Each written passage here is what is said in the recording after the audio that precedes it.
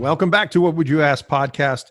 My next guest is the creator of one of those well-known Shark Tank products, and I'm really excited to have her on the show.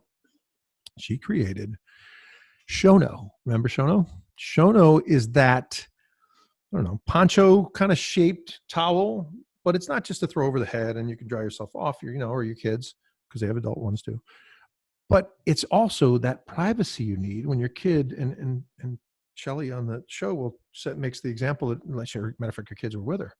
She's like, when one of my sons wants to change, and all of a sudden the little guy was like, hey, I got to change too. It's like, whoa, hell no, what do we do? And so now you just throw this thing over their head and boom, they're done and they're good to go.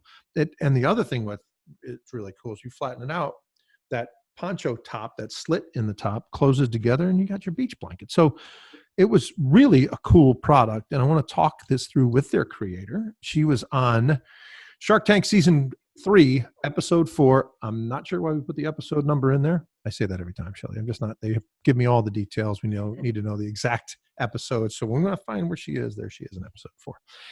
Shelly Ehler, welcome to What Would You Ask podcast. Thanks, Nick. It's great to be here.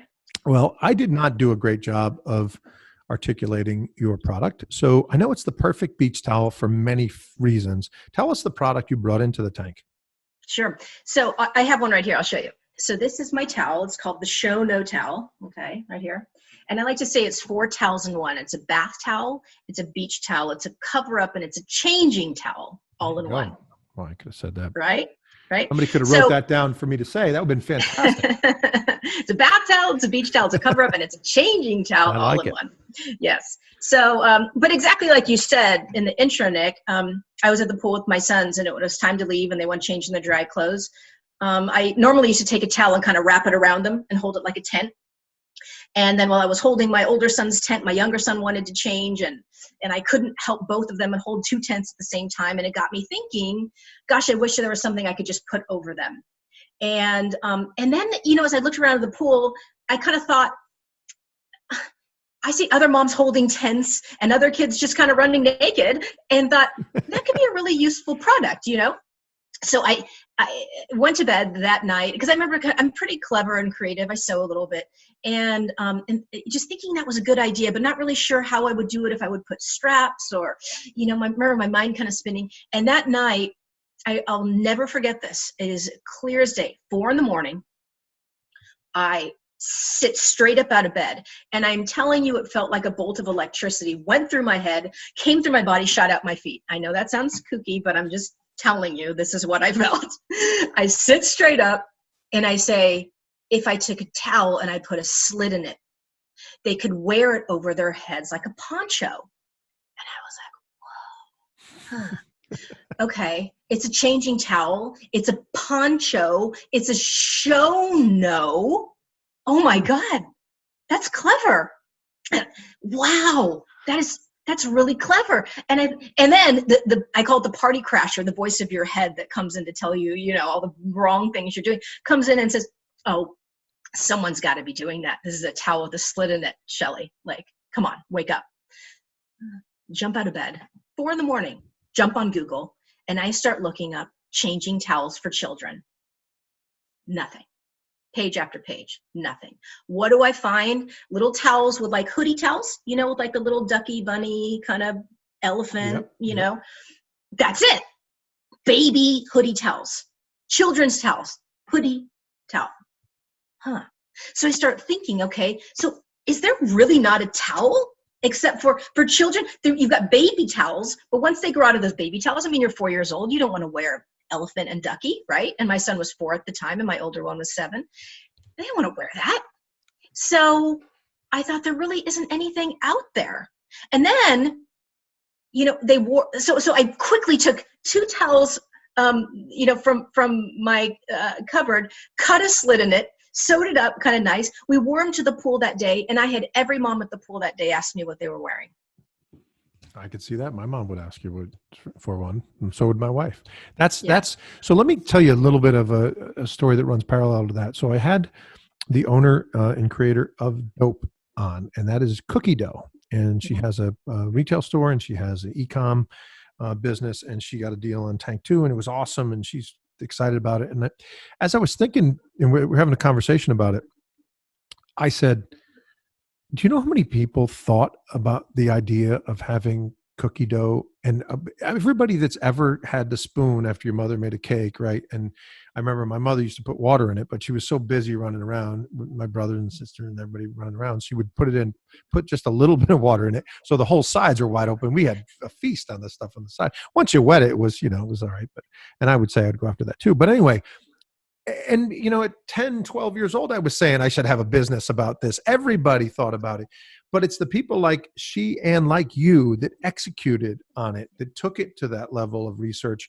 And she even said, which is, I was so proud of, that when she did the research, there was no one doing it, number one.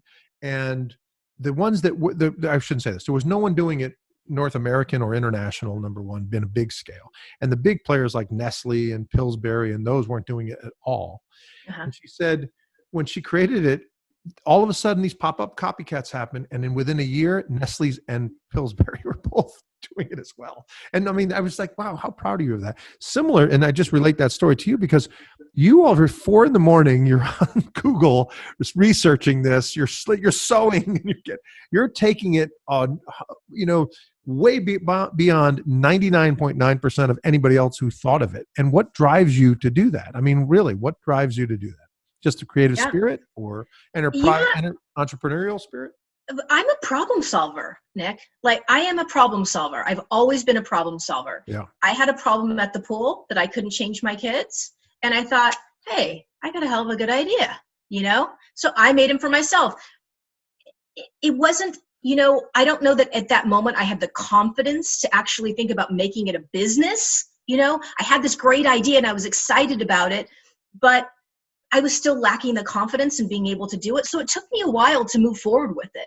It was about a year, until I really moved forward with it because I was making them for friends and I started doing them at home parties and people just kept encouraging me. And at the time, I almost felt like my back was up against the wall.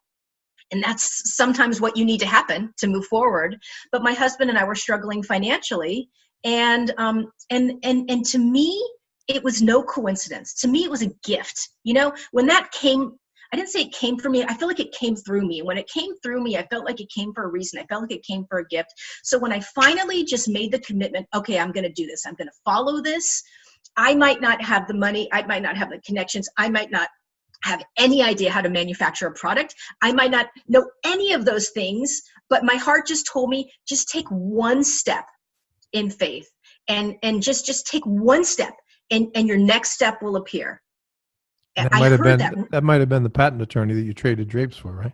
Yeah, and that was part of the story because I took that one step and the next step appeared and the next step appeared and I needed a logo for my product and my neighbor down the street created logos and then that showed up and I said, what can I pay you for this? And he said, I love your macaroni and cheese casserole. And then, and then I needed a neighborhood party, and he loved it, and so you're cooking mac and cheese. That's fun. Mac and cheese and a bottle of wine. This guy charges like $10,000 for logos, and then as we're moving, my husband and I were moving out of our home. A new neighbor moves in the week before, and so I go to welcome her to the neighborhood because I welcome everybody to the neighborhood. And I said, hey, why don't you? We're having a big going away party this weekend. Why don't you come over? It'll give you an opportunity to meet everybody in the neighborhood, and I'll introduce you. She goes, wow, how nice. We'd love to come. So she and her husband come, and I'm walking her around my house, and we have the exact same floor plan. So she's like, wow, I love the drapes you did in here. And I said, oh, I made them. And I love this. And it's all custom because it's custom to the house, right? I can't take it with me. And so she goes, oh, I love this. So at the end of kind of my tour, I said to her, Catherine, tell me, what do you do? And she goes, oh, I'm a patent attorney. And I go, my head starts. Because the only thing I've had in my mind lately is how I'm going to try and protect this. Right. How am I going to try and protect this? It's such a simple idea. Is it even possible to protect this? So I just throw it out there. I go, listen, you might think I'm crazy, but I have this idea. I have this towel and this idea. Would you want to trade drapes? Custom drapes. And then she also liked my kitchen furniture that I could not take with me. Would you like my kitchen table and my thing? Would you be interested in trading that for patent work? And she said, I'd love to. Jeez. Yeah. So But that's the way this? things happen when you're on the right path, right? Yeah. You just start attracting in everything you need. You may not, I did not have money at the time, but I was resourceful. And I always had what I needed, not early, but exactly when I needed it. So where does Shark Tank play? You're in a developing stage now. Where is Shark Tank in that timeline? Yeah. So what happened after I got the patent, I had started selling my product into water parks. And that was so exciting for me. The first water park I started selling into was Legoland? how was it? No, not Legoland. That was a big one, but it was one in Irvine. All of a sudden, the name is escaping me. It was a pretty big park, not Wet and Wild. I'll think of it in a second. And then I got into Six Flags Magic Mountain. I got into Legoland. And just doing this all on my own, just really by just being tenacious and going after these accounts. And then I ended up getting my product on the Today Show. Again, just following my heart, following intuition. One day I was watching the Today Show and there's a segment called Bobby's Buzz. A lady named Bobby Thomas does product reviews, okay? And so she was doing a Bobby's Buzz, and she always does women's beauty products, this and that. One day she was doing Bobby's Buzz for kids, and she was showing off some kids' products. So my heart, my intuition goes, hey, send Bobby your towel. I send Bobby my towel. And I would do this every day. Send them out here, send them here. And you never hear anything, right? Most of the time, you throw out 100 things, maybe one thing sticks. Right. Several months later, I get a phone call in the morning from a New York phone number. This is the Today Show calling. And we're calling from Bobby's Buzz, and we received your towels, and we're doing a segment called Moms with Good Ideas. And Bobby loved your towels, and we want to know if we can have them on the show. Oh my God. Huge break, right? Yeah. My towel's going to be on the Today Show in 5 days, right? Or so 7 days. So we need samples immediately. So I send them all these samples, next day air them to New York. And a week later, there they are on the Today Show. And it was crazy because you don't know what to expect. Like you would think if your product's going to be on the Today Show, I mean, that's it, right? Like I'm going to be in the money. This is my success. I could never imagine getting any bigger than that. And the truth of it was we had a makeshift website that my husband put together itself. It was horrible. It looks so terrible, Nick. But we couldn't afford anything, right? This just is what it is. Yeah. And I think I sold 10 towels that day. Oof. And it was like this huge wave of disappointment came over me. And this like, what? How could that be? How is that possible? My product was on the Today Show today. How is that not possible? And so I started to get a little bit upset. And then I kind of heard this, kind of inner voice that I'm always listening to come over and say, hey, your product was viewed by millions of people today. Don't say, is that all? Say thank you. Say thank you. And you're going to keep moving. But you sit and wallow in this pity, and we're going to say it's over. Okay? And I was like, I remember really having this conversation with myself saying, all right, but I want to be mad for like 5 more minutes, 10 more minutes. So I set a timer on my phone. I literally did. And I cried and I was pissed and I'm like, and then the timer goes off and I was like, thank you. Yeah. Thank you. Okay. Thank you. And I know because I kept that open and I said, thank you. 3 days later, I get a message on Facebook from a friend of mine who had shared my post. Because when my segment aired, I was sharing the post and asking friends to share it and she shared it. And she happened to have a friend in her network who was a casting director for Shark Tank. So she sees my Today Show clip, reaches out to my girlfriend and says, hey, you ought to tell your friend there's an open casting call this Friday in Los Angeles, and I'd like to invite her. Wow. So she calls me and says, hey, have you ever heard of that show Shark Tank? And I laughed at first because I said, Debbie, everyone talks to me about the show Shark Tank. And I said, everywhere I go, hey, you should be on Shark Tank. You'd be perfect for Shark Tank. This product would be great for Shark Tank.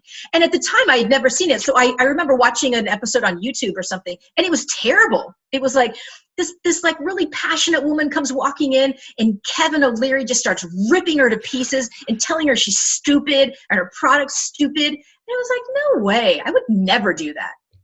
No, I would never humiliate myself. I would never, they're going to make fun of me. I have a product, I have a towel with a slit in it, right? They're going to like rake me over the coals.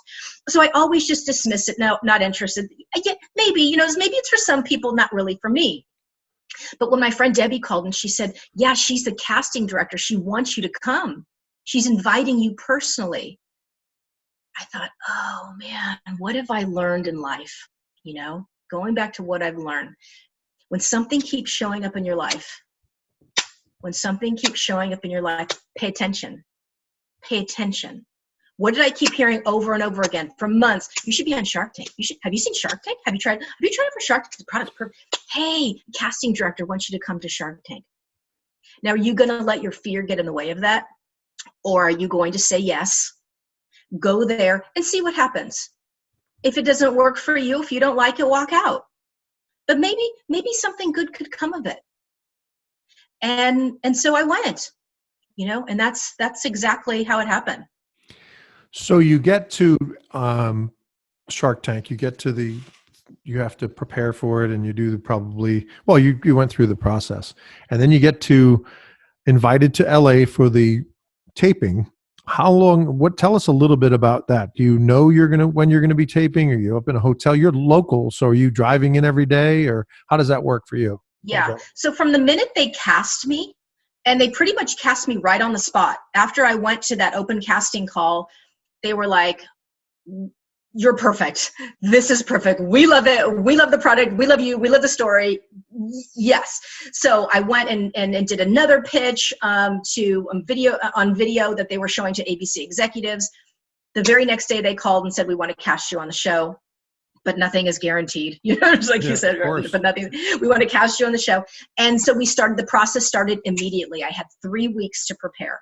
So then you start working with producers and they help prepare you. And they say, first off, okay, give me a 5-minute pitch, So you write out a pitch and you send it to them and they redline it and send it back to you. And you write it again, they redline it, send it back to you.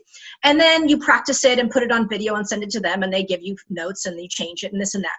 So that goes on for about 3 weeks.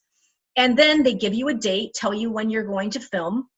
They give you you have a dress rehearsal the day before. And so this is all filmed in Culver City. We are local. So when we went for the dress rehearsal, when we went both times, they did put us up in a hotel because we had very early casting calls. So we had to leave the hotel by like 6:30 in the morning. So we went the night before, we stayed in the hotel. It was extra nerve-wracking because I had my kids with me. So that was added stress for me that a lot of other people don't have. I mean, you can imagine how nervous you are, but I had a 4-year-old with me and my kids are great. I mean, they are easy but you never know what's going to happen, Nick, with a 4-year-old, right? They did a good job though. They did a good job. Yeah, who had to get up at 4:30 in the morning and what's going to happen. And, you're like promising them everything. Yeah, right.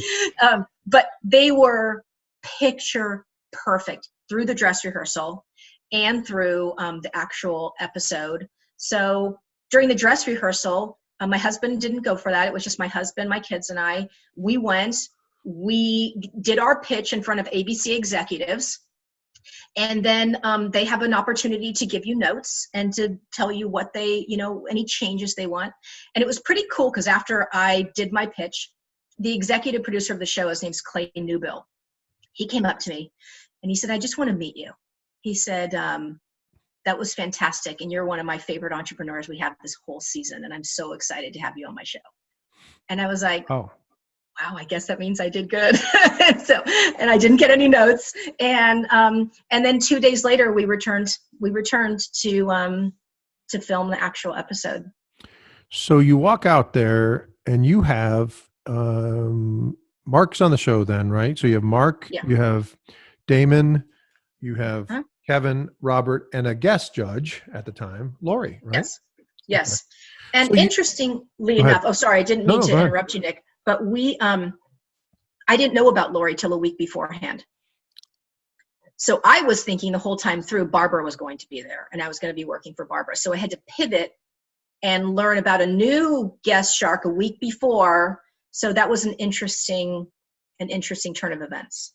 Yeah, I was going to say that was because you had that kind of segues into my next question was were you thinking when you're putting together your pitch, are there a specific, Damon's clothier, he's the guy, he's that. So is that kind of his play? I don't know.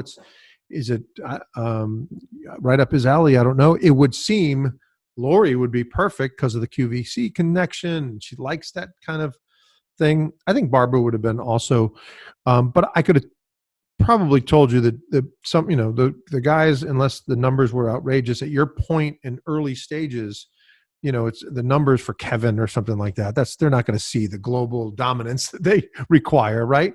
So, did you have a focus on certain sharks? I did, for sure.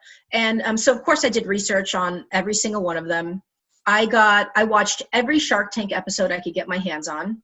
And I took notes on every single episode, on each entrepreneur, who got a deal, who didn't, what they were asking for in terms of money, what went wrong, what questions went wrong, taking down questions, all this and that. And I sat down and I really evaluated all of this information to try and get a feel for what he likes, what she likes, what, kind of just getting a little bit to know more about their personalities. And I kind of right away felt like Mark technically is more into the tech type things. I don't think he'll be interested. Damon, manufacturing, clothing. Yeah, I think that he might be interested. He might be able to do this. At the time, I thought, Barbara, yeah, I think I can. I feel like she's going to like me. I think we're going to click, and I think that we could make this work. Kevin, absolutely not. I didn't even do research on Kevin, to be completely honest with you. I was like, I think he's scared, intimidates the crap out of me anyway, so that I don't even want to work with Kevin. So, and he won't be interested in this anyway. And Robert, maybe. I wasn't really sure about Robert. You're still not. That's just how he is. He reacts to people, product, all differently. So he's got to be inspired. So let me ask you this. So you're in there. I think, first of all, and tell your sons this, they knocked the ball out of the park. They did what they're supposed to do. They did. At the ages that they were at the time, you got as good as you can ever hope for with your children. And they did it tenfold. They should have got their milkshakes or whatever you promised them after that. That's definitely. They got it all. The other thing was, I thought you had a very good presence. You came across someone that knew her business. You knew you had something and I remember watching this back then, and I was watching it with my wife, and she's like, wow, that's really clever. And as you went through the different phases, she loved the fact, and the reason I didn't have to have these guys tell me, she loved the fact that slit closed down so you could have it at the beach. Right. And so, because that problem of changing, right, is everywhere, right? And my kids were the naked kid running around the pool, and we can't catch them. Like, I'm in the pool, my wife goes, there goes Luca, and we're like, anyway. So I think everyone across the board, from a shark standpoint, early on, accepted this as a viable product with definitely, utilitarian value. There's no question about that. Mm-hmm. You started talking more about it, and I think when you got to the numbers, and I think it was like 15 or 20,000 or 18,000 or something sold, and right away that the first reaction from investors or from the big investors, Kevin and Mark, is like, you could they go to their face, so they got to give the shrug of that's early on. Kevin called it a nothing burger. Right. I was just gonna say that's right. He said, yeah. I think for the first one, now he's used that all the time, the nothing burger. Yeah. He didn't tell you to take it out back and shoot it, though, did he? I don't think he said that to you. No, he does that a lot too. But I think they started to look at it differently when it was just so early that the numbers weren't there and it couldn't have like proof of concept yet. But your patent also held that, there's a lot of like give and take. How did you feel about that? Were you getting a sense of there was people that were there championing it as opposed to being skeptical of it? I never once felt like I was going to be unsuccessful there. I was so passionate about it that I knew I was going to win them over. I knew that I was going to get them to understand my concept. And I knew that even though it was so young, they were going to be able to see the potential. And I knew that if I kind of dangled the little name of Disney, that I'm trying to work with Disney, and I knew that being able to say I now had a PO with Legoland, that was going to be able to to give me the legitimacy that in their eyes, that this is not just a little, mom creative idea, but this is actually a business. And I've proven it by, within a very short amount of time, within a few months, being able to secure some pretty big accounts. So I think that gave me a lot of credibility. I agree totally, by the way. So we get down to the end and they get through, there's a real clear divide of who's interested and who's not, in my view anyway, watching this thing. So you end up having offers from Damon and Lori, and I think Mark even gave you an offer of down the stretch. And it was really those guys going around. Your ask, was it 50 for 25%? Correct. And you got them battling. Oh wait, and now all of a sudden it's 75 and it's 20. Yeah. And Mark's the one who upped the ante. He did. He brought it up. What are you? First of all, the emotion on your face as someone that knows as I watched it again and again, I probably watched it 10 times in the last 2 days, but knowing the backstory of what's going on with the family and the tough times and some of that stuff. And, they show obviously builds it up too. Your face is like, wow. I mean, there's a brightness of you that all of a sudden comes out saying, oh my God, there's a chance of me walking out of here with something, right? You went through the war, you're on the ropes battling through this thing, and all of a sudden the sky clears, and at the end of it, you have Mrs. QVC, Mr. Fubu, and one of the richest guys in the world battling over your product. Tell me what you're feeling. Try to tell our viewers and listeners what you were feeling then. It was so out of body, and I went into shock. I actually went into shock when we left that studio. I'd never been in shock before, but now I look back and I go, that was shock. I went into shock. I couldn't speak. I mean, I very legitimately tell you, the minute we got in the car, it was like I went zombie mode. And by the time we got home, I just laid like a zombie because I could not believe what happened. I was pinching myself the next day when I woke up. But yeah, when it happened, it was I knew I would do well.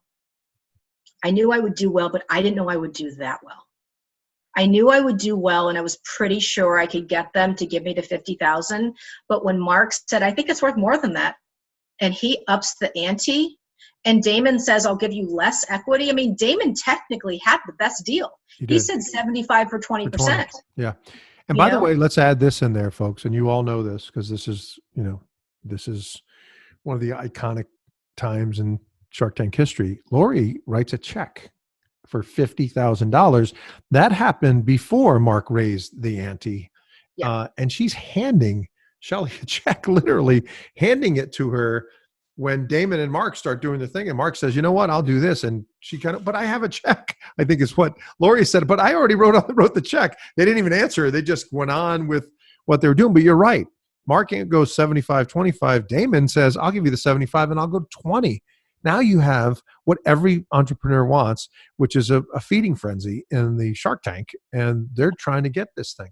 Tell us about your final decision. You went out and spoke with your husband. That's a great moment outside.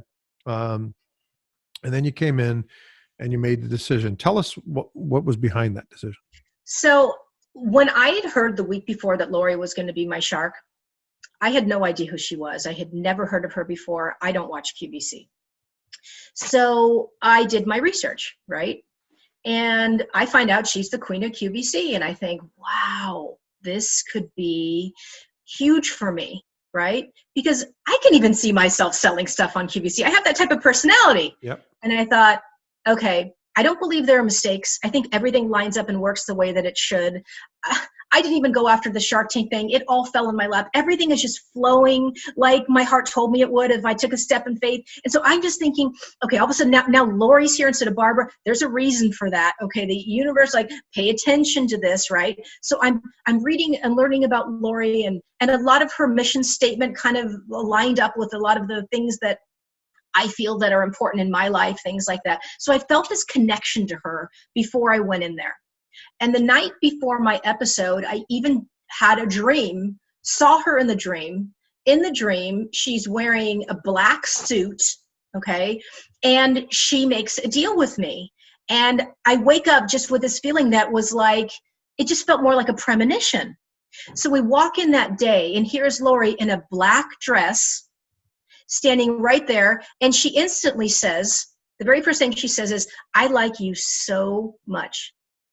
I felt an instant connection to her. We had incredible energy, like that connected together. She goes, I like you so much.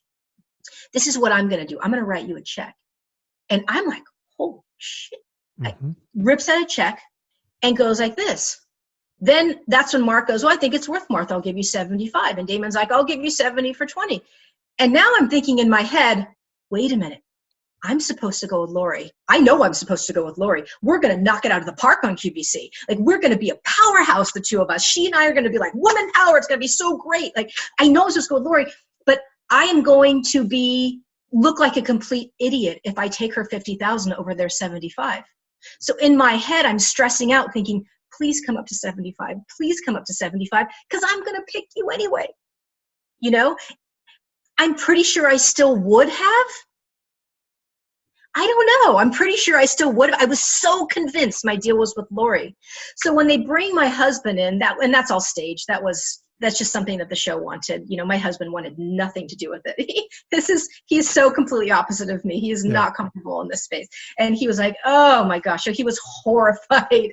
But he went along like a good sport. So I didn't need him to discuss this over. I knew what I was going to do.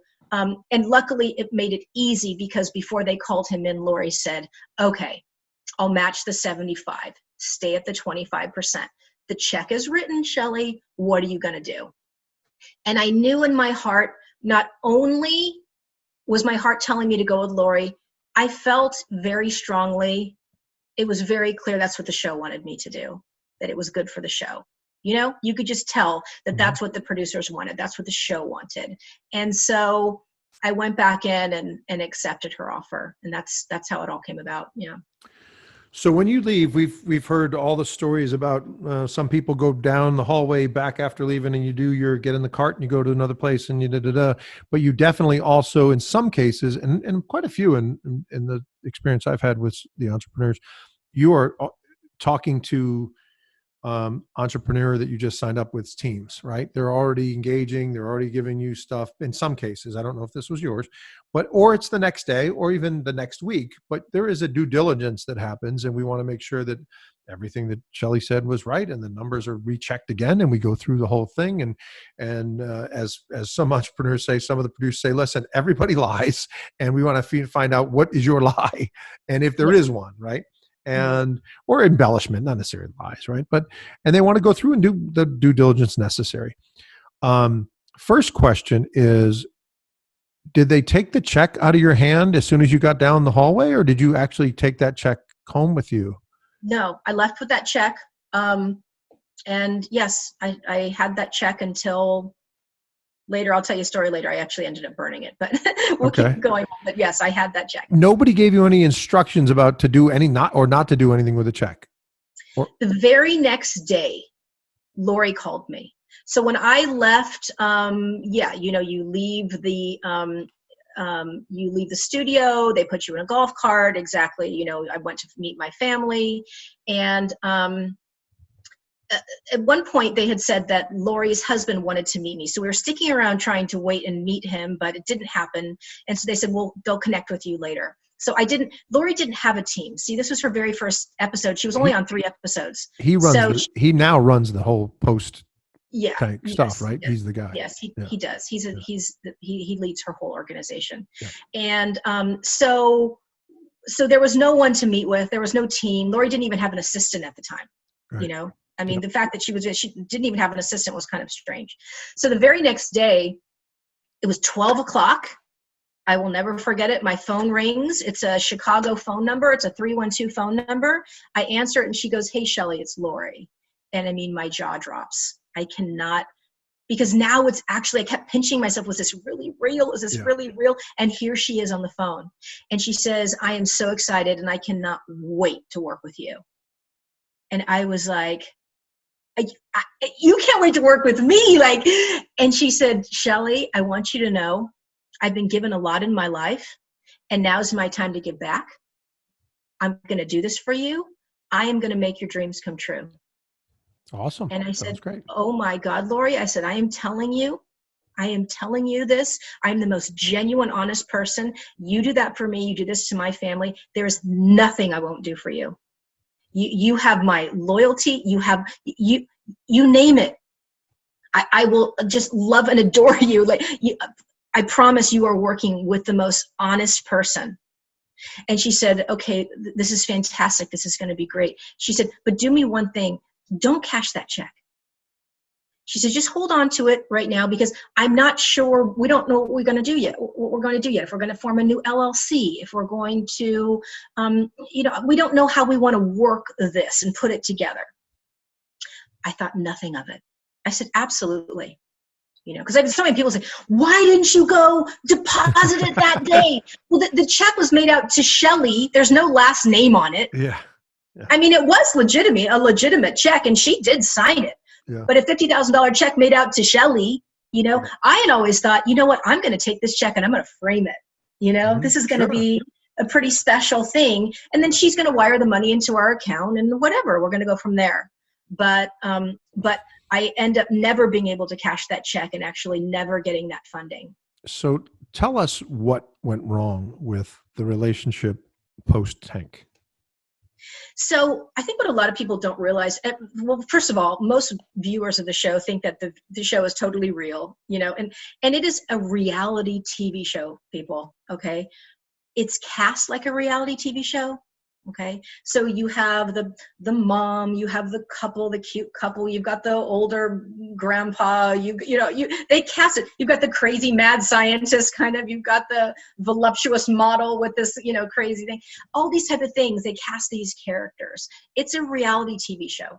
And I'm not saying that real things don't come out of it, but a lot of what you see does not come to fruition. And that's just the truth.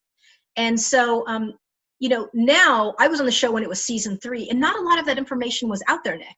Mm-hmm. I didn't know that. Now, anyone who goes to try out for the show, they could research it and find out okay, well, okay, I know not to get my hopes up. I know this and that. And that's why I've always been honest with people who've come to me and said, should I try out? Should I do that? Yes, go for it. But just be very prepared to know, Eyes wide open that this is the way it works. Right. And so, about a week after our deal, Lori called me and she said, do you have any idea, I'm curious, how much I would bill an hour? And I said, no. And she said, do you have any idea, what my time's worth? I said, Lori, I have no idea. I'm assuming quite a bit. But what are you getting at? And she said, I don't work for 25%. And I said, okay, what does that mean? And she said, we're flipping things around. I'm taking 70% and you're getting 30. And I said, what? Wow.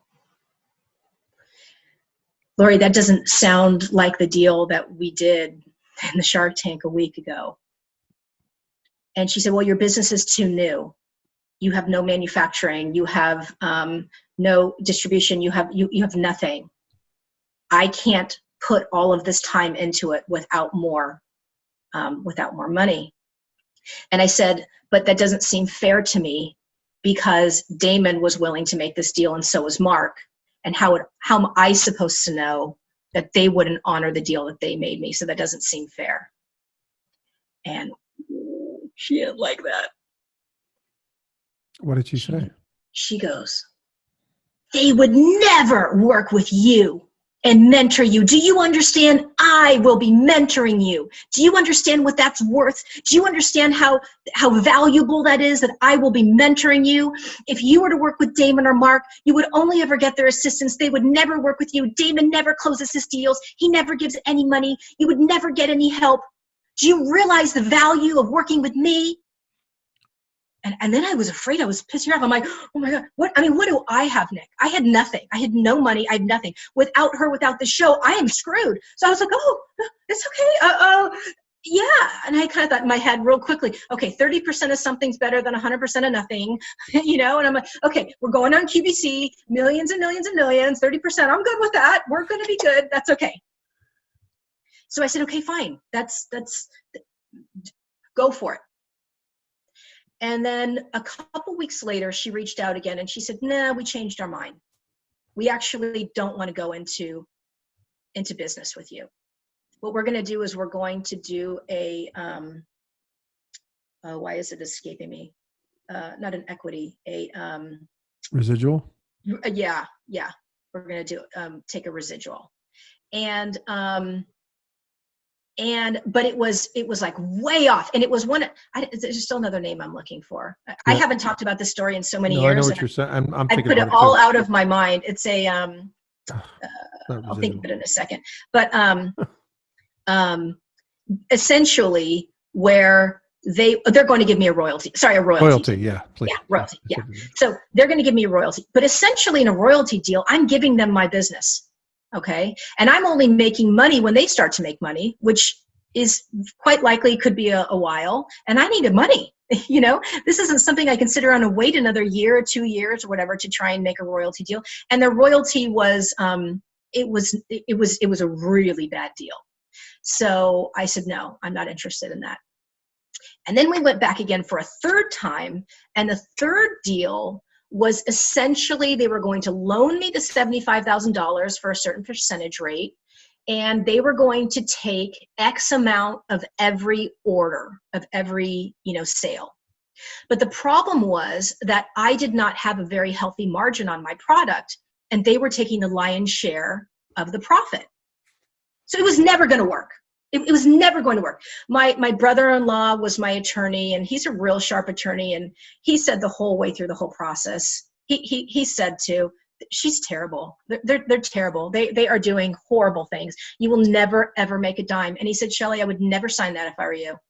And I said, but Steve, if I don't, I'm probably not going to be on the show. And he goes, and he goes, this is completely horrible. And he was getting in fights with her on the telephone and things like that.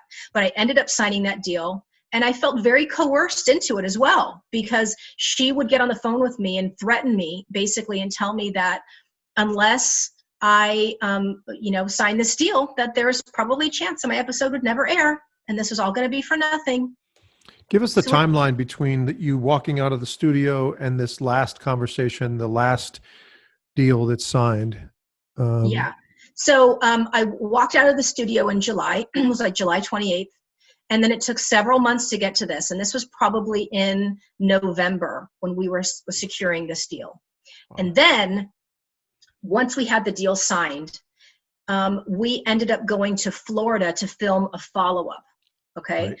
Lori was Disney, right? This is the Disney. Yeah. This was Lori's very first season. And she wanted to make a splash, right? So she wanted to be the very first shark in the show's history of the 3 years to ever do a same season follow-up to show just like what a go-getter she is, how fast she works. So she was just raring to get this same season follow-up. So she pushed and pushed and pushed and pushed. And in November, they flew us to Disney. She secured supposedly a Disney deal. She flew to Los Angeles to meet with buyers. I was never allowed to go. Could you imagine having a company and you weren't allowed to be a part of the business meeting? No. And I said, why can't I go? You're talking about my product. You just have to trust me.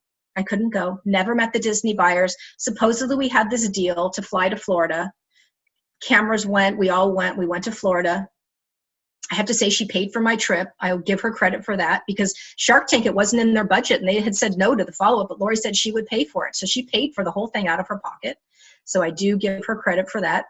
And we filmed it in November, and then in February, our actual episode aired. And so that was kind of the timeline. I had to wait 196 days from the day I got that check, from the day I got that deal, 196 days, keeping my mouth completely quiet, not telling anybody. And it was, imagine all this going on, all this wheeling and dealing with Lori, flying to Florida, all of this going on and not being able to tell anyone. It's unbelievable.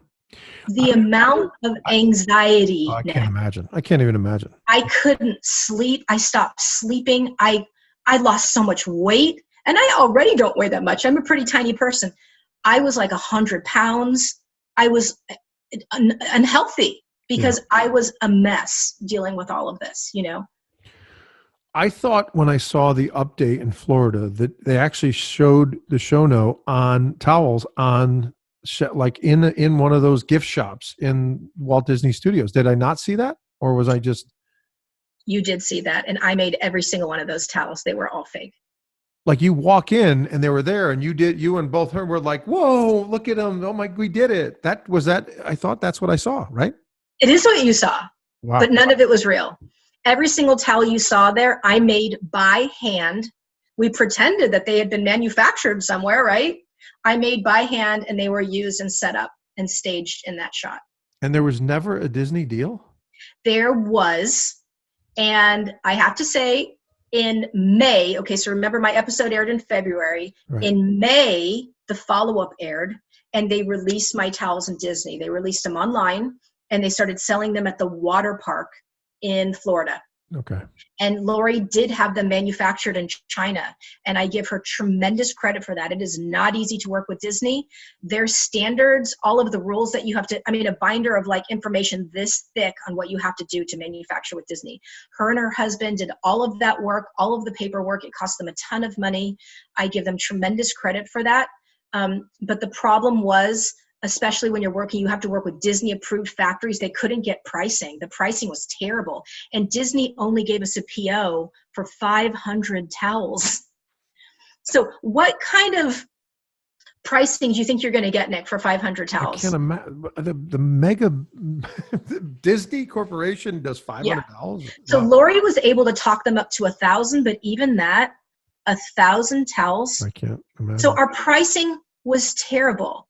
We had horrible, so there was really no profit. Because another doozy to know, do you know how much profit? Do you want to know what Disney has to make in terms of a profit? I can't imagine. 80%. I was going to say 70. Wow. They will not take in a product if they don't make 80% on it. Jeez. So now what do you think you have to sell your bath towel for? A lot of money. And how many people are going to want to buy a bath towel that's that expensive? Right? So we've got a product that isn't working. It's not working in any way at all. There was just not money to be made. It went on in sale online. I have to say, they said that online sales were poor. They moved quite quickly through the water park. Within a few weeks, they were all sold. And I could watch it. I could monitor that. They gave me sort of a back end to watch and see where we were in terms of inventory. Within 3 to 4 weeks, I think everything was gone, which I thought was great. And I reached out to Lori and said, "Hey, let's get moving. We're sold out. Time for the new order, and let's get a bigger order than 1,000 towels this time, right?" And Lori would not reply. Lori stopped replying to me at that point. I just could not get a response from her. She saw that my towels didn't sell well after, my episode aired. And when I didn't equal any money to her, I didn't mean anything to her. So she would not reply to me at all. She never once on her Facebook that had thousands of people, on her Twitter with thousands, said, "Hey, ShowNo Towels is a great product." Never once mentioned my product, ever. Wow. Ever. We were partners. Never once. There are times I would be like, I would have a friend post on her Facebook page, "Hey, how do I find those cute towels?" And she wouldn't reply to it, but she'd reply to all the other comments, and then it would end up getting deleted. So I don't know whatever happened there. So when the Disney towel came out, I'm quite sure that had she, said a little mention of it, things could have moved a lot quickly, but never once helped with any of that. Anyhow, she wouldn't reply. And I would email her again, "Lori, are we reordering towels?" She wouldn't reply. And finally one day she said, "Shelly, I don't know. I can't get in touch with the buyer." Her name's Dara. She said, "Why don't you reach out to Dara?" And I thought, wow, she never let me talk to her before. So I got her email address and I emailed Dara. And I said, "Hey, Dara, we sold. I'm not sure if you're aware, but they're gone. We're so excited. When can we expect a reorder?" And she would write back to me and say, gosh, Shelly, I don't know what we're going to do. I'm waiting to hear from Lori. Forward that to Lori. Hey, Lori, it's interesting because Dara's waiting to hear from you. And she'd go, well, I'm waiting to hear back from Dara. And Dara would go, I'm waiting to hear back from Lori. And Lori would go, I'm waiting to hear. I'm not, this is no exaggeration. And this happened for 3 months, Nick. 3 months with neither of those ladies giving me an answer. 3 months, I slept in my Mickey Mouse t-shirt. I shit you not. I slept in a Mickey Mouse t-shirt every single night. 3 months, and I couldn't sleep. I couldn't eat. I was tortured by the whole thing because I knew my deal with Lori wasn't real, but I held hope that my Disney deal was. This was going to be my bread and butter, and both of them were playing me. They were just playing me. I was a desperate woman, and they were going back and forth, toying with me. And finally, Lori wrote, and she said, Shelly, the Disney thing's not going to go through, and you knew that all along. It was never going to work. I told you that a long time ago. I said, what? No. Pretty sure that if you told me the Disney deal wasn't going to go through, I would have known. You never told me that. You told me we needed to work on pricing. We needed to get bigger orders. We needed to find a better factory. This is the first that I'm hearing of it. Why would I have slept in my Mickey Mouse t-shirt for 3 months? No, you never, ever told me that. And then I was quite angry, you can imagine, quite angry. And I essentially told her that I did not want to work with her any longer, that being attached to her, I felt like I was being attached to false hope. There was still a part of my heart that still believed she was going to make my dreams come true.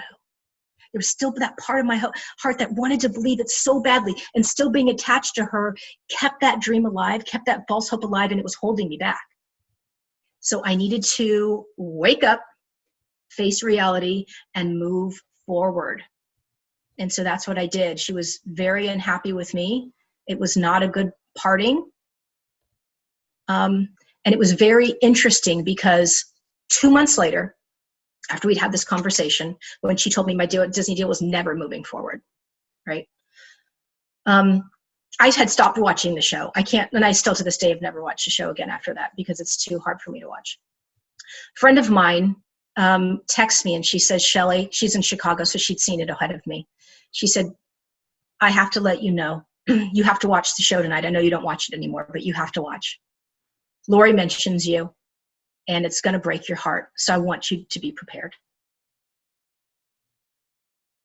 So I watched the show, and this lady comes in, and she's selling this like pillowcase dress for kids. And the whole thing is, and this is what people don't realize, is Lori does not sell kids products. And that's why my product never worked with her. She couldn't sell it on QVC because QVC doesn't sell kids products. I didn't know that, right? Which made me think later, why did she even pick me? If she knew she couldn't sell it through QVC, why did she even pick me, right? So I didn't know that. So here she is picking this lady, saying to this lady, oh, we can sell your dress and blah, blah, and her and Damon were fighting over this lady. Well, Lori takes a check. The second time she's ever taken she takes a check, and she's trying to intimidate this woman, and she says, you know, I've got a check here to this lady. She says, you know what? I took a girl last season with a towel with a slit in it, and we're in Disney everywhere with that towel with a slit in it. What do you want to do? And that lady turned her down and chose Damon, which I was so proud of her. But literally I watched that, and I am telling you with complete honesty, I got sick to my stomach, had to run to the restroom, sick to my stomach. And that was the last time we ever talked. Wow. Wow. A lot of things come out of that as far as questions, and I'll be brief because we've taken up a lot of your time. It's a big story. Sorry. It really is. And I'm glad, I really appreciate you being candid and honest, and that's just the person you are. So I expected that. But the first thing that's really disturbing to me that I never realized was one of the first things that you said, which was, I know, and I've heard a bunch that deals morph into every direction. Deals from that you're agreed to on stage or in the studio. When you leave, that, you know, there's nothing guaranteed, right? After due diligence, either side can say, you know, you have the right as a entrepreneur to say, I'm not interested. Even if they say, listen, we're going to do the same deal we agreed in there. It doesn't matter. It's not a deal yet, right? So either side can jump away from it. And sometimes they morph into royalty deals, and sometimes instead of equity, and sometimes more equity they push for. And it's a business negotiation. But what I didn't think of is something really poignant you said was, I had two guys back there, and Damon and Mark Cuban, that were promising better deals. And you can just now is it you can say anything you want in there and come out and completely change it, which now makes me concerned about the fact, if I have three sharks that are vying for my business, how do I know which one to choose if anyone can change the deal, right? And so that's really, really scary. I mean, that's really scary. It is. It is. You don't know, but that's where you have to do your research. And I think if I had done my research, and it wasn't out season 3, but now if you do your research and you were to reach out to people who did deals with Mark, and to people who did deals with Damon, and people who did deals with Lori, I'm sure you would find most people are happiest with Mark. I know people that the same season as me did a deal with Mark, and within 3 weeks had their money wired into their account. Boom. Without even due diligence. Boom. They got their money. Boom. They got their money. And that was so hard for me to hear, Nick, knowing that he had offered me $75,000 and one of my good friends had just received her money without even due diligence. Unbelievable. Rough. Yeah. So what happened to ShowNo towels? What happened? So the deal's done with Lori. Deal's done with Lori. Deal's done with Disney. Everything is now it's basically like starting all over again, right? I mean, isn't it kind of that? It was, but it gave me tremendous exposure. The hard thing was that a lot of people end up getting real investors. Like, have you talked to my friend Kirsten from Mod Mom Furniture yet? I have her next week, Monday. Yeah. Okay, good. Yeah. She'll give you a story, and she'll give you an example of this, right? So a lot of times when something falls through with your shark, you might end up finding a new investor. And because my story was so big about, Lori giving me a check, and Lori was my big savior, everybody thought I had a deal with Lori. I couldn't come back out and be like, hey, put me back on Shark Tank so I can tell people I never got to deal with Lori, right? I mean, I was able to tell my Facebook following and stuff, but I didn't within the first year because of confidentiality agreements and things like that. I didn't say anything, and I didn't start talking until I had cut ties with her. And then what's my reach? My couple thousand people on Facebook and this and that, So I never ended up with a real investor. Still struggling with money, still struggling. You have got to have money in order to make a business run. It's just the only way that's going to happen. But what I did do is I began to pivot, and I took my focus off of water parks, where the margin of my profit margin was very slim. And I was able to sell it into swim schools. Swim schools became my new focus for the next 2 years. And I did really well in swim schools. I was able to ask them more money. They were willing to pay more money. We did customization, the name of the school on the collar, and they sold like crazy. So I was, I sold my towels into a lot of major swim schools around the country. And I did well. I kept the business going, but I never really made that big money that I needed to make to keep it growing, to get it bigger.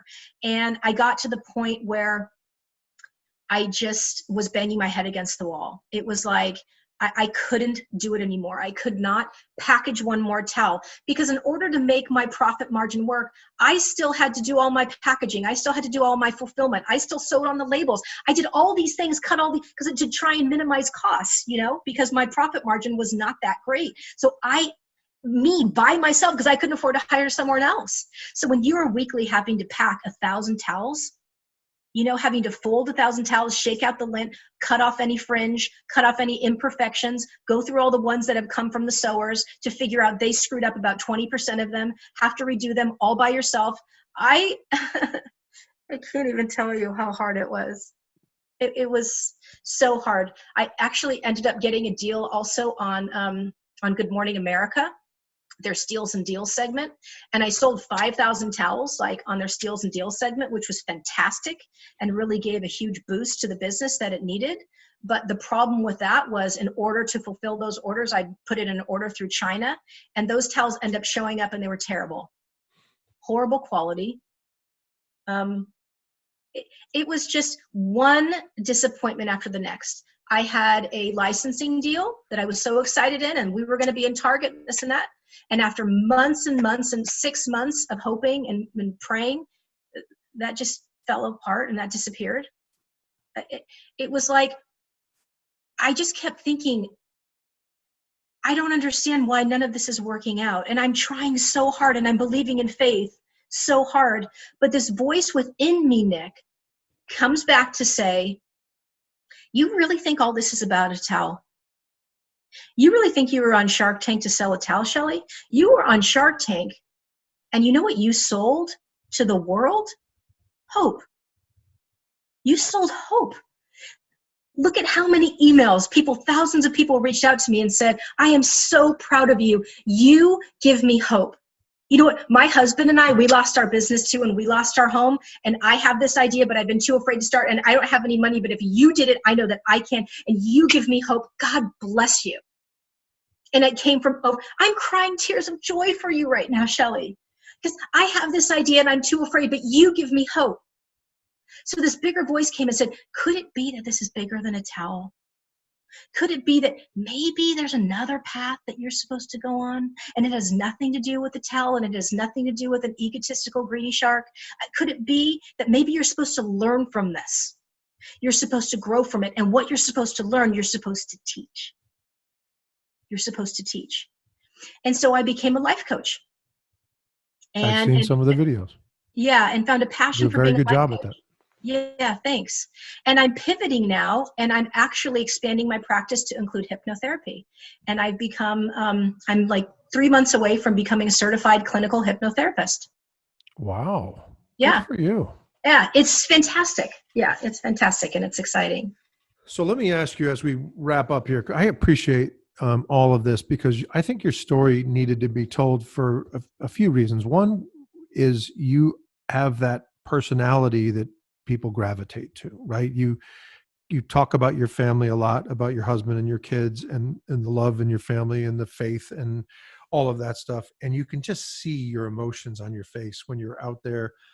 And I think that's why people gravitate to you, because they're thinking, here's this tiny little lady that goes out there that's a mom and a wife, and she's just trying to sell this towel with a slit in it because it does have value and it is needed. And I think the sad part of your story, and I don't mean it's sad because there is the fact that you didn't have a product that was bad that nobody bought, and some shark said, hey, I want to try it, and let's try it in Disney. Because if you listen to your story closely, many times you've had opportunities to sell it and it sold out. Disney, you only had 1,000 towels, you sold out. Good Morning America, you had 5,000 towels and you sold out. So those type of events happening all throughout this process is telling you people love your product. The problem is that hope that people are writing to you in thousands and thousands of emails, but you're in the trenches and it's not working. The deal, the things that the perception of what Shelly and Lori and Shark Tank is not the reality, right? I mean, that's really, people are writing, and by the way, they're not writing you necessarily about your deal with Lori or Shark Tank. They're saying it mostly, I'm sure, about you, but they're all thinking about what a lot of people that watch Shark Tank probably, think. And that is, if you get a deal, you are on the road to good things. You're on the road to riches. You're on the road to made success. You've made it. Yeah. And that story you just told is a one of caution. It is definitely one. And this is not, and you didn't, I don't think you gave us the story. This is not, people have different experience with Lori too. They love her and they think she's great, and she's done, Scrub Daddy and all the other things that she's done.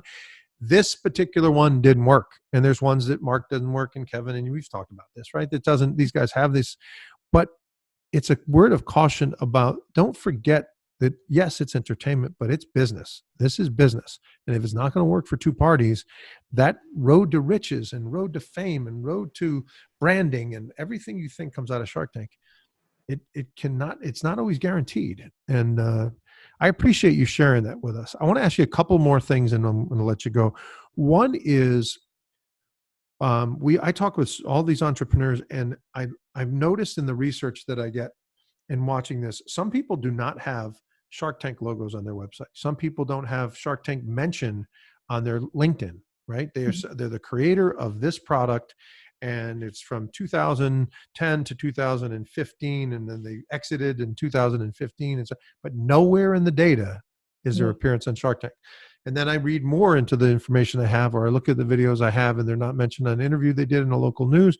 They're not in tribute. And then I look and say, they had a deal with an ex shark, and for this percentage and this amount of money, they actually had a deal. And there's no, so, and I wonder about that. And I ask sharks in the interviews that I've done, and as I mentioned to you, it's over 40 now. And some people say, Shark Tank is this much part of my business. And the farther I get away from it, the farther a distance, I don't need to keep rehashing it. That's one approach, right? Is that it was one facet of who our business was. And I'm appreciative of that and stuff, but I don't care to, I fulfilled my obligation to put ABC Shark Tank logo on the thing for a year, whatever I have to do. And I'm done with them. I don't have to deal with it anymore. That's one approach. The other one is that the other extreme is you go to a trade show and you got people that are Shark Tank blue everywhere. And they are Shark Tank family, and it's all about that. Their website has the pictures of them on Shark Tank, and so they really want to use that branding to continue pushing forward. And then there's the middle group, which I think is probably the largest, which is appreciative of the experience in Shark Tank and what it gave them, or what they took from it. However you want to look at that, right? It's not they don't hand them anything, but it's mentioned on their LinkedIn profile as just a sentence in it, and it's maybe a mention on their thing, but maybe not a logo. And it's just as I said, a one sliver of what their business is and defining it. It certainly doesn't define their business or themselves. Where do you fall in that? After your experience, where do you fall in that? Yeah, the rules have changed, because when my product was first out, you were not legally allowed to say as seen on Shark Tank. Your website could not, your product, your packaging could not say as seen on Shark Tank. And then people would, like in our private group, would get frustrated because they'd see products that were doing it and breaking the rules and wondering if they were going to enforce them or not. And then seeing they weren't getting enforced, so people were like, well, hell, they're saying it, I'm going to do it. So people gradually started doing it. I never actually put it on my product because we weren't allowed, and I didn't want to get in trouble in any way, or, fined or anything. I'd put it on my website, like as seen on Shark Tank, Today Show, that type of stuff. And I always, when I go to, trade shows, it would be all over my booth. Why? Because it gives you immediate credibility, and you've got people coming up wanting to talk to you about your experience. And then while they're there, you get to have that moment to pitch to them your product. It helps tremendously. It helps tremendously. I would never, ever not post that I was a part of Shark Tank. And I know who you're talking about. I know people who don't include it anymore for whatever reasons. A lot of times it can be, Nick, quite scarring. And I mean, this is a real thing. We call it PTSD, post-traumatic Shark Tank disorder. And we kind of joke about it, but it's really no joke. There are people that have been on the show that do have post-trauma disorder. I had a bit of it myself, and it was very, very real. And so a lot of people want to just forget it and erase it. A lot of people don't have positive experiences. And even though my experience with Lori was so negative, my experience from the show was amazing. I mean, I wouldn't trade it for anything. As much as, I told you this gnarly story about my experience with Lori, I am so grateful that I was on that show. I don't regret it.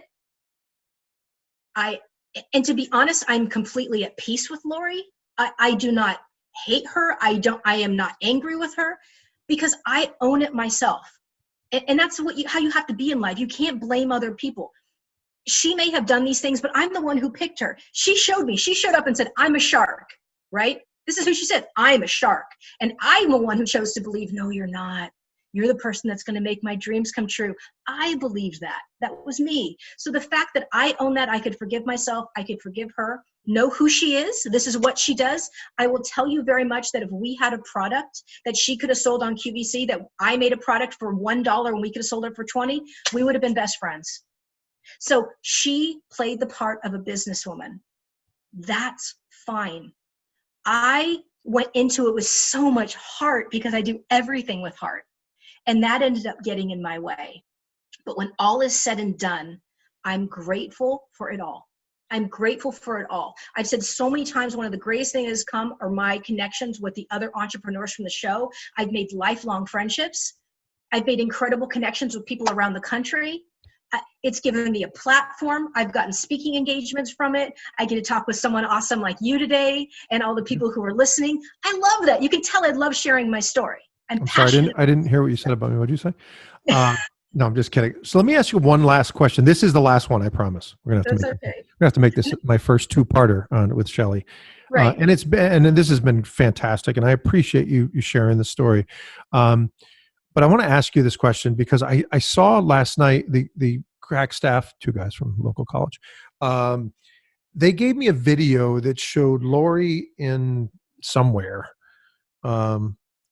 that had a bunch of her entrepreneurs together, maybe 4, 5, 6 companies, right? And maybe 1 or 2 from each of the companies. And we're in a big couch in front of a fireplace, and they were talking, and then they were in a retail store in front of something, and there's just a story. And it made me think, knowing what I know about your story, how many times, because your show, by the way, is one of the most famous shows of all because of that. I have to say that it repeats more than any other Shark Tank episode. I think it's the most popular Shark Tank episode of all time. So how does she react to that entrepreneur in 2008 or 9 or 10 or I'm sorry, season 8 or 9 or 10 or 11 that says to her, whatever happened to Shelly from ShowNo Towels?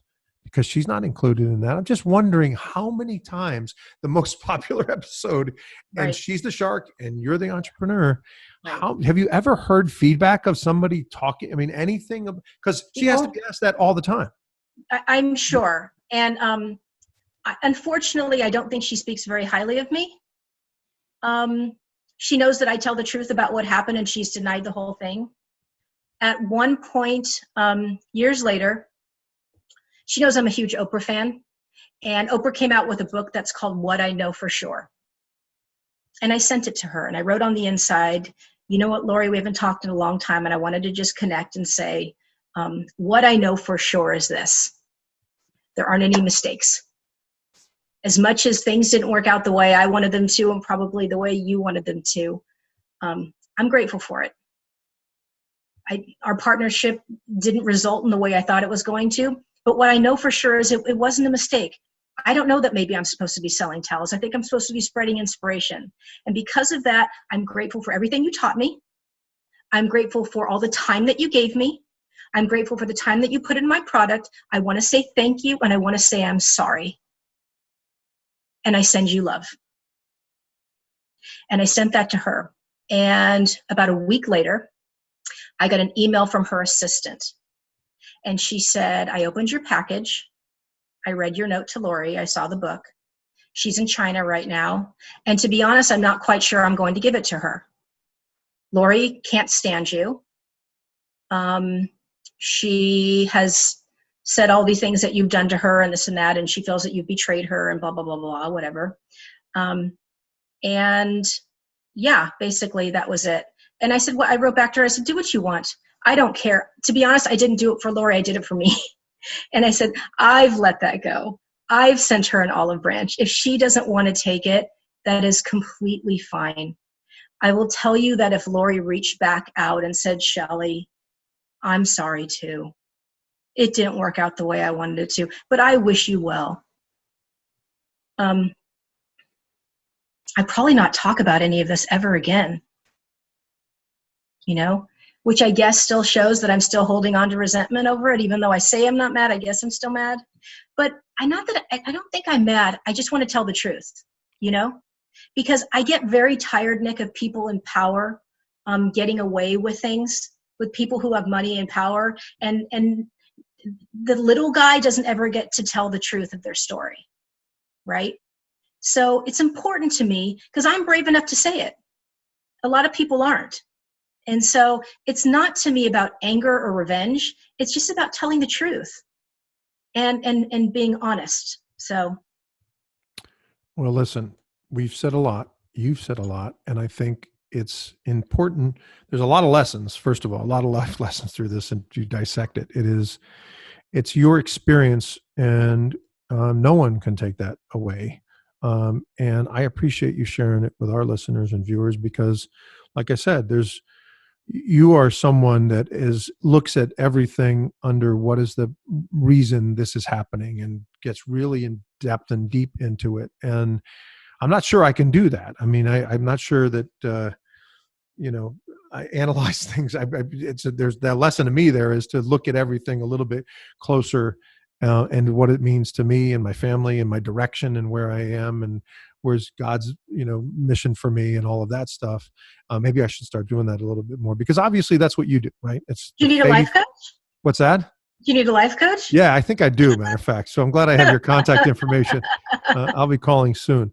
Okay, thank you very much for your time today. I really appreciate it. Nick, can I tell you one more thing before we sign up? Sure, okay. Please. So I wanted to share with you one other thing I'm doing besides my hypnotherapy that I'm really excited about. Excellent. My husband and I have had this side business forever, and it's a total crack up, and I love it, and I have so much joy for it. The mission of our company is spread joy, because the world needs joy, right? I mean, the best thing we can do in life is spread kindness and spread joy. And so we make custom cardboard cutouts that you can send to places that you can't be. And it's like a total crack up, because especially right now. The person that can be there? So if you can't go somewhere, like you can't go to your friend's 40th birthday party and it's like in California and you can't come out to California, you send them a cardboard cutout of you they end up like partying with all night, taking pictures with all night. It's like a total crack up. That's funny. Oh, I didn't know you were doing that. That's fantastic. Yeah. So that would sit at the seat at a wedding that I could go to. So this would sit at a seat at a wedding. This would sit at a table at like Thanksgiving when you don't want to deal with all the family BS. You could send it anywhere. Going viral is what that would happen immediately. That's so funny. Wow. Right. It's pretty funny. And with the pandemic now, with people not being able to travel and be places with other people, it's like, hey, guess what? You can go anywhere. You don't need a mask. You don't have to social distance. You can send yourself anywhere. That is awesome. And you ship that to where? We ship them across the country. Yeah. And what is the website? What do we need to do to find that? Allblownup.com. Allblownup. Yeah, allblownup.com. And another thing funny we're doing right now is we're filling congregations. You know how like a lot of the baseball stadiums are filling their stadiums with cardboard cutouts? Have you seen that? Yes, I have. Yes. Are they doing that in New York? I don't know. Yep, they're doing it in New York. They have done it in New York. Yes. Yeah, and so we're starting to fill congregations with their members, and they're doing it as a fundraiser. And so they're like, "Hey, do you want to come to a temple this week?" And then they're using it as a fundraiser. God, that is, what is it again? Allblownup.com. It's called allblownup.com. Allblownup.com, and support Shelly and her husband and her family. And that's pretty cool. I think that's another idea that comes to her head and she executes. That's what you get with her. Yeah. But see, what I tell you at the beginning, I'm a problem solver. You are a problem solver. And I had this idea came out. Years ago, I had 2 weddings to attend at the same day. And one was in LA, one was in Napa. And it was killing me that I couldn't be at both events. So I solved the problem and I sent a cardboard cutout of myself to the wedding.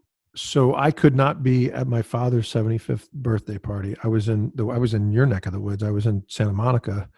And a business trip, and it was planned for months and I couldn't change it. And my father, they ended up having a surprise 75th birthday party. So they did the camera thing and I did the video and I did all that stuff. And then everybody kept, as the after was an afternoon into evening thing, my uncles and cousins and brothers and stuff, they would take pictures of the empty seat with my card, because they put the dinner card there with my name on it. And they kept sending me that. Man, would they have gone? They would be your best customer that day. They'd buy more than one and put it at different spots. That's funny. I like that. That's a great idea. Yeah. Shelly, Ehler, thank you for visiting. I really appreciate it. And I'm going to ask you right on the podcast, we do every quarter, we have one of the entrepreneurs come on with our members we have 2 members groups. We have associate producers and we have executive producers. That's how you help shape this podcast.